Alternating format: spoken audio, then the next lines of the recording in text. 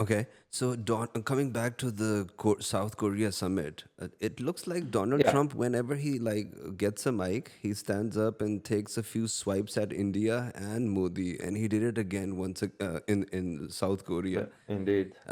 He said that Modi looks like a nice guy, but he is a killer, and then he reiterated that these guys called me, so we can have this ceasefire, and then he went down to say that 7 planes came down. How would India be taking this? Indian media is all furious on Donald Trump. Well, India's media, are you gonna take what the India media sort of publishes? No. There is, I found out some 270, and don't quote me on this number exactly, that's just what I remember from reading. Some 270 outlets, media outlets, that all working on behalf of the Indian government. So you can only imagine the narrative that's going to be coming. I will not try. That's me. I speak for myself. I will not take at a face value what the publishes. So the tensions that exist between now, because it looks like Donald Trump turned on Modi, and that's Donald Trump. That's the American government. What do you expect? On the other hand, what do you expect from India also? You look at what India is doing, for example, they're providing safe haven for Sheikh Hasina of Bangladesh now, who just today said, no, there will be no elections in Bangladesh. Who the heck are you to dictate the terms if the Bangladeshi people wants to move forward with their lives? And also because India is very concerned about the rapprochement between Pakistan and Bangladesh. It's because they don't want that. And this paved the way for that conversation regarding what really took place between the Taliban in Afghanistan and Pakistan, because all this happened right before the trip of the representatives of Afghanistan Amir Khan to Muttaki. India. Yeah, he went ahead to India and meeting with the Shanzakar. I mean, come on. I'm not saying that India, but it doesn't take genius to figure out that it is to the sort of objective of India for these tensions to emerge onto the surface and keep Pakistan bogged down in tension. Because whoever thought that the Taliban in Afghanistan will turn on Pakistan? I mean, we all know the history. So, and for also for Donald Trump to say, well, I am the one should be credited for ceasefire between Pakistan and India. No, that's not right, and that's not true. India had to back down because they saw 6 of their fighter jets went down, because the range of the missiles the Pakistani had that they got from China, the pilots of the Indian fighter jets didn't think that those missiles will reach, because they were under the impression that they were very limited in their range, like 150 or so, when in reality those missiles were over 210 miles. So, second thing, the Pakistanis had the capability, which they never disclosed, about locking in on the radars. That's one of the also the technologies that the China provided the Pakistanis.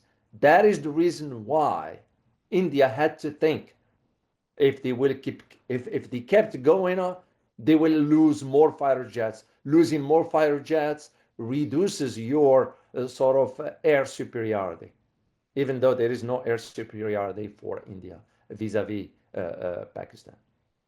And this is why, just to let your audience know, India reached out to France to buy more Rafales, and guess what the French said to India? Sorry, we are not selling anymore. Because the French also got concerned. Why? Because in the market, in the global market, when you sell your product and your product is being shut down, who's going to buy your fighter jets? I mean, tell me if there is any country right now who's making orders for Rafales. None. None. So that is the reason why. So for Trump to claim something like that, and we all know how Trump is. Trump is for Trump. Trump doesn't. And for the Nobel Peace Prize, no. Just for your listeners to know, the Nobel Prize Committee in Sweden, it's very corrupted. Has been corrupted. It's nothing new here. And look just to whom the Nobel Peace Prize was given to. It was given to an activist in Venezuela. Look what's going on in Venezuela right now. Look what we're doing. And that should give you an idea of understanding because, what's her name? Anna, I forgot the last name of she was supported by the CIA. We provided support on many occasions as an opposition. She tried to conduct some coups back then in Venezuela. So there is a history there.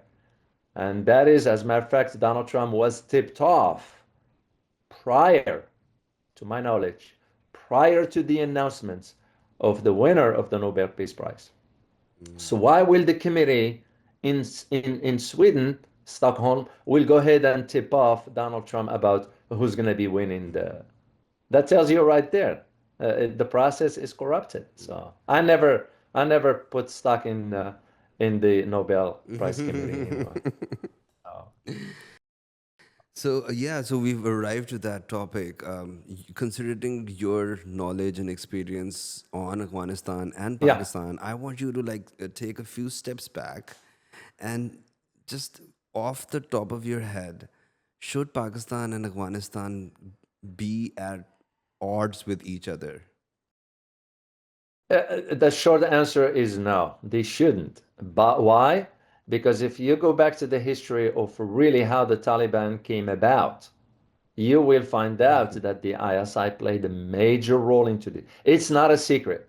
It's not a secret. Everybody knows it, whether Pakistanis or someone else outside the world who follows what's going on the global stage. It was the ISI, it was the funding from Saudi Arabia, the training from the Americans, and the coordination of the ISI. That is how the Taliban came about. So the question has always been, will ever the Taliban turn on its master? Its master meaning, in this case, the ISI, not the US. The US, of course, it's now no master of Taliban because we couldn't defeat them. And now, with these tensions, it became clear now that Taliban has no master whatsoever. It's master of its own. So the ISI now is going back to the drawing board and really reorganizing its approach to dealing with the Taliban for one reason and one reason only, in my opinion. Because if they keep these tensions with the Taliban, what you're going to be seeing is more operations inside the Pakistani territory. And that's something the government in Islamabad does not want because it destabilizes the country. We all know how the system in Pakistan operates. The government is not a fully civilian government. No, the Sharif is at the sort of behind the scenes taking orders from the ISI. It's not the other way around. I'm here to tell you, based on the experience. We all know this. It's not a secret. What your audience needs to understand about what this conflict is all about, what's really at the heart of it. And at the heart of it is you have two things. One is the rapprochement between Pakistan and China. We do not want a close relationship between Pakistan and China. And the second, we do not want Afghanistan to develop economically because the Chinese investments in that. Why? That's going to open up the path through the Eurasia and all the way through near the Azerbaijan, Iran, and so forth. And that in itself has to do with a major pipeline. So, which means all the countries in the region will benefit. We do not want that. To the bad luck of Pakistan, turns out to be there is another element into all this, and the other element is India. So, and this is where the saying that it goes, the enemy of my enemy is my friend.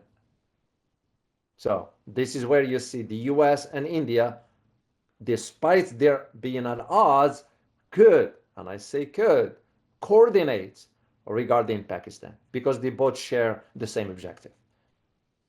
So That is where what I need your audience to understand.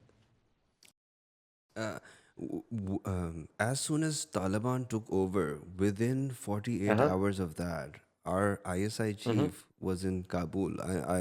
I know you would remember that picture of him sipping a Oh cup yes, of I tea do. in I do. Serena Uh-huh. or Marriott in Kabul. What went wrong from there to like fixing guns on each other so fast? Uh, it tells you right there. We did not like the fact, of course, the way we were kicked out of Afghanistan, and the fact that we just left and left behind almost $1 billion worth of weapon equipment, military equipments, the Humvees, that was about $1 billion worth of weapons. I used to go to Bagram Air Base. I mean, it's a huge base, and it was stocked with the toys, as we call it. So, the idea of the ISI, the head of the ISI going to Afghanistan, at that time, it was because they needed to understand what the next step is going to be. Because Pakistan has always had concerns regarding the Pakistani Taliban, not the Afghan one, the Pakistan. There are elements of Taliban within Pakistan, and those are known as the Pakistani Taliban. That's how they differentiate between Afghanistan and Pakistan. And this is what part of what the tension saying is that the Afghani Taliban is the one who gave the order and provided support for the Pakistani Taliban to conduct whatever operations. So the ISI usually used to manage those kind of relations because the ISI had control over the inside, of course, Pakistan, but also had connections and relations with the Taliban in Afghanistan. That is where, so as to why that is, my only assessment is that we wanted to create some sort of tensions between the two because that will be a major destabilizer factor for Pakistan, more so than it is for Afghanistan. And because we saw where the relationship between Pakistan and China is headed, and we did not want that. Because if China start providing Pakistan's with some advanced systems, you're talking about this is the whole reason for why Imran Khan is in prison to begin with. This is part also of why Hamid, the former ISI, is in prison, by the way, and nobody is disclosing why is he there. So yeah, the head of the ISI is in prison, to my knowledge. So the idea of we didn't want to see the Pakistani military capabilities go way up. Why? Because the Chinese are providing some advanced systems. They didn't provide I mean, as you may know, Indonesia now signed a deal with China to purchase the J-10 Sea fighter jets, which is a Yep. multi-role Yep. fighter jet because now Indonesia no more getting weapons from the US because Mm, we only sell them the F-15s, mm, maybe F-16s, the old versions. J-10 is the advanced systems. And we were thinking ahead of the curve per se by preventing any further developments between Pakistan and China. How would you do this? Is creating tensions on the border of Pakistan and Afghanistan. As I said earlier, India will find it convenient, politically speaking, is the expediency of it, given that it was defeated by Pakistan and it realized this is not about the nukes. This is not about no, no, no, no, no. It was a really a strategic victory for Pakistan on much bigger scale. we're That is what's coming. at the heart of it. We're coming to the last question of our show. Sure. So, to update you, in the morning, Mm-hmm. yesterday, the talks Mm-hmm. failed, and this was all over the news. This was in international Yeah. news as well. But first, it was here in local news, and then in the morning today, there was a statement by the Afghan government that the I don't know how this statement came out that the Afghans would attack Islamabad if they seem it's right. And then right Yeah. now, our defense minister just like replied to that we will Mm-hmm. continue our operations, air operations inside Afghanistan Mm-hmm. because the talks have failed. And if any sort of uh, uh, happening happens, we'll take care of Yeah. Afghanistan. How do you see this? How do you see the coming future between these two countries? How far will this go? Do you think that this will like remain a skirmish? Do you think that it's gonna like spill over for a week and then come back to place? How do you see this folding. Well, for now, it is raising concerns as to if a statement like that coming out of Kabul that they will attack Islamabad, which usually we know these kind of statements. Yeah. Will they conduct an operation inside Islamabad? Yes, the possibility could be, even a minor one, Mm. because, like I always say, in international relations, optics matter. The fact that you are seeing something blow up inside Islamabad doesn't matter where. The fact that the news media is Mm. picking up, oh, it was a major event in Islamabad, that right there starts to cast doubt about the stability inside the country. Doesn't have to be taking over Islamabad, which you and I know it's wishful thinking. There is no way. But the idea of will this last forever? No, it won't. It's because both parties, Afghanistan and Pakistan, they won't want this to continue forever because it's not good for either. So Pakistan will not want to have this kind of issues not only on its borders but inside its own territory.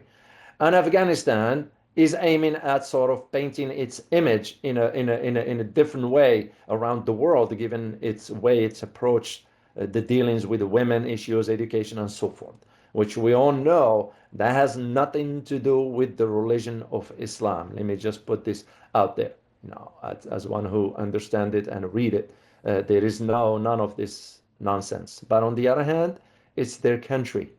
They can decide whatever. Where the challenge that I see lies ahead is for having a third party benefiting from ensuring the continuation of tensions between Pakistan and Afghanistan.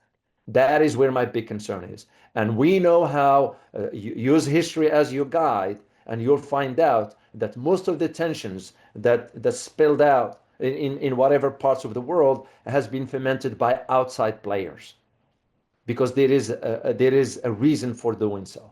And I see the two main players here, India and the US, will each play their role into maybe wanting to ensure the continuation of these tensions between Islamabad and Kabul. I hope that doesn't happen, but I will not rule out that possibility also. Suffice it to say, it will behoove the entity inside Pakistan to reach out to Kabul behind closed doors. There's no need for the foreign minister of Pakistan to make an official visit. No, none, all that doesn't matter. What they need to do is send someone, whether from the ISI or otherwise, and have a behind closed doors conversation with the representatives in Kabul. No media presence, no disclosure, no, and that's how you resolve. Otherwise, I do foresee this tit for tat is going to continue. Look, just use history as your guide. Look at the issue of Taiwan and Pakistan, the issue of Taiwan and China and the US.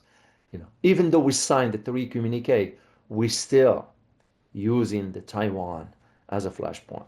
It will be the same here between Afghanistan and Pakistan. I hope they can resolve it quickly and put this to rest and resolve whatever issues that between the two countries. Otherwise, there will be constant instability in that part of Pakistan Afghanistan border. Dr. David, it's always a treat having you on the show. Thank you very much for taking out time. My pleasure, Ali. I look forward to next time. Assalamu alaikum. Alaikum salam. Khuda Hafiz. Khuda Hafiz.